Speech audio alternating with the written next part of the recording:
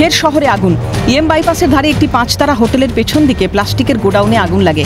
কলকাতা পুরসভার 58 নম্বর ওয়ার্ডের ধাবা এলাকায় বুধবার দুপুরে আগুন লাগে। পুড়ে গিয়েছে একাধিক ঝুপড়ি।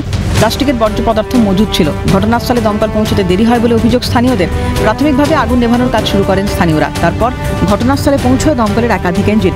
শর্ট সার্কিট থেকে আগুন, প্রাথমিক অনুমান স্থানীয়দের। ঘটনায় কোনো হতাহতের খবর নেই।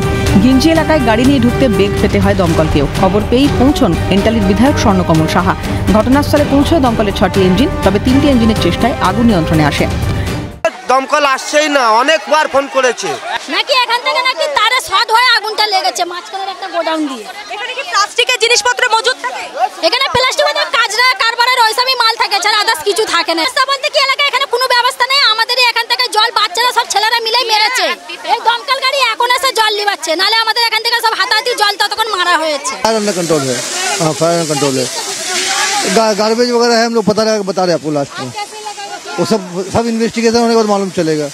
4-5 इंजन काम कर रहा है। हाँ अंडर कंट्रोल है, स्मोक है, डैम्पिंग डाउन चल रहा है। প্রায় 3 লক্ষ টাকা ক্ষয়ক্ষতি হয়েছে বলে গোডাউনের মালিক জানান। পাশাপাশি প্রায় 20 বছর ধরে চলছে এই গোডাউন, কিন্তু গোডাউনে ছিল না কোনো বৈধ কাগজপত্র, ছিল না অগ্নি নির্বাপক ব্যবস্থাও। 3 লাখ টাকার এখানে প্লাস্টিকেরই জিনিস ভাঙাচুরা জিনিস কেনা মাল। আচ্ছা, কেউ ছিল সেই সময় ভিতরে? কেউ ছিল না, আমার ছেলে খেতে গেছিল। আমার ছেলেই। কত টাকার ক্ষয়ক্ষতি হয়েছে? গোডাউন ভর্তি পুরো মাল ছিল আমার, সব শেষ হয়ে গেছে। এই যে গোডাউন, এই গোডাউনে কি অগ্নি নির্বাপক কোনো ব্যবস্থা ছিল? আগুন নেভানোর কোনো ব্যবস্থা? ওসব কিছু ছিল না, এখানে কারোরই নেই। না আগে থেকে নেই আমাদের কিছু। কতদিন ধরে এই গোডাউন আপনার? আমাদের চলছে এখানে ওই 20 বছর হবে।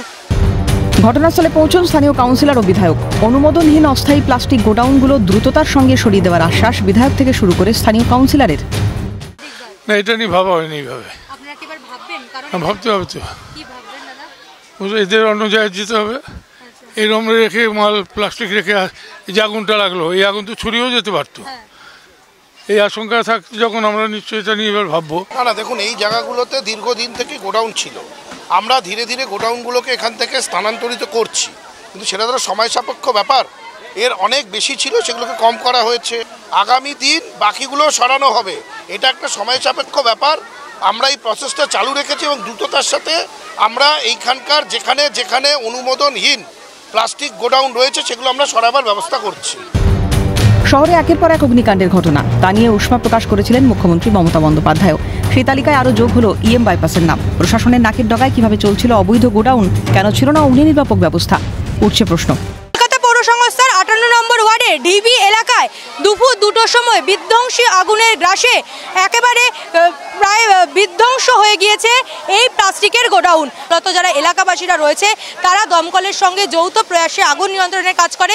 দমকল পৌঁছতে কিছুটা দেরি হয়। প্রথমে অভিযোগ ছিল এলাকাবাসীদের, দমকল পৌঁছানোর পর এলাকাবাসীদের ক্ষোভ প্রশমিত হয়। হতাহতের কোনো খবর নেই, কারণ যখন আগুন লাগে সেই সময় কিন্তু গোডাউন বন্ধ ছিল। ক্যামেরায় জাকির সঙ্গে রেশমি রিপোর্ট, ক্যালকাটা নিউজ, কলকাতা।